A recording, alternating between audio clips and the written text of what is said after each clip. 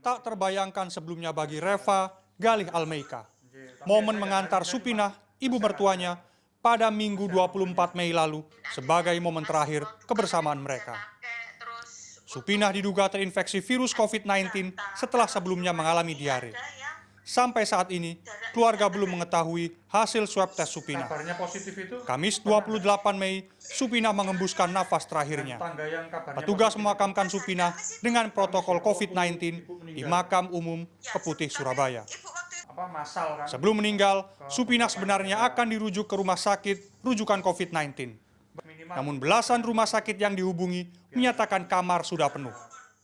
Saya sudah pasrah, rumah sakitnya yang waktu itu agak alot, jadi dari ruangan A harus berkonsultasi ke bagian UGD, harus naik ke atas lagi. Akhirnya ada satu ibu, saya tidak tahu namanya siapa.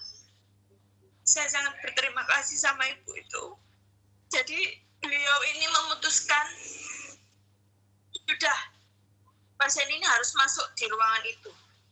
Nanti kalau bapak yang isolasi mandiri itu terpapar dan harus masuk rumah sakit, nanti saya yang urus biar dirujuk ke RSHL yang ada 10 kamarnya. Jadi akhirnya ibu langsung masuk ke ruangan. Kini Reva bersama suami, 4 anak, dan bapak mertuanya berstatus ODP. Ia berharap ada bantuan rapid test atau swab test untuknya dan keluarga dari pemerintah kota Surabaya. Kabarnya positif itu? Ya, saya harapannya untuk pemerintah ya, saya di rapid test supaya orang sekitar sini juga merasa nyaman kalau di dekat saya. Dan saya tahu anak, suami sama mertua saya baik-baik saja.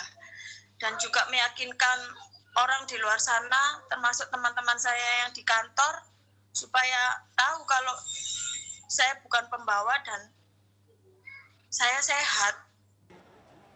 Supinah satu dari ratusan orang berstatus PDP yang meninggal sebelum hasil tesnya keluar. Angka kematian PDP dan ODP di Jawa Timur sangat tinggi. Pertanggal 29 Mei, kematian PDP mencapai 599 kasus dari 6.410 PDP. Sedangkan dari 24.420 ODP, tercatat 102 kasus kematian. Menurut Windu Purnomo, epidemiolog Universitas Airlangga Surabaya, angka PDP dan ODP yang tinggi mengindikasikan rendahnya angka testing COVID-19 di Jawa Timur.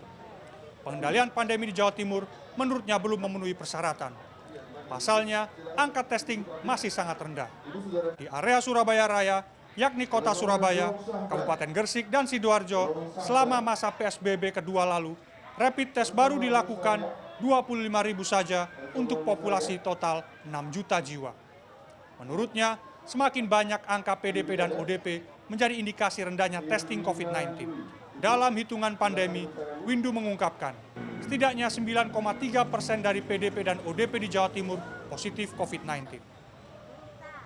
Jatim, ya di Jatim itu kan PDP-nya 6.410 ya, ya. Nah itu kalau dihitung ya, itu yang akan positif ya, jadi yang dari para PDP itu yang bakal positif itu adalah 598. Dan dari yang 598 itu yang positif kan kemungkinan ada yang meninggal ya. Katakanlah enggak usah angka Jawa Timur kan CFR-nya itu 8% lebih. Ya toh? Katakanlah kita pakai yang angka global aja lah, 5% lah. Andai kan dari 598 PDP yang menjadi positif ya, menjadi positif, 598 ini yang positif, itu andai kan ada yang meninggal itu 5%, itu ada 30 orang. Jadi kalau makin besar ODP, PDP, ya, itu berarti testingnya buruk. Itu prinsipnya. Jadi artinya gini, seharusnya semua PDP, ODP harus dites. Masalah lain, kapasitas laboratorium terbatas. Bahkan banyak pasien PDP meninggal sementara hasil tesnya belum keluar. Angka kematian di Jawa Timur mencapai 8,4% dan menjadi salah satu yang tertinggi di Indonesia. Tim Liputan, CNN Indonesia.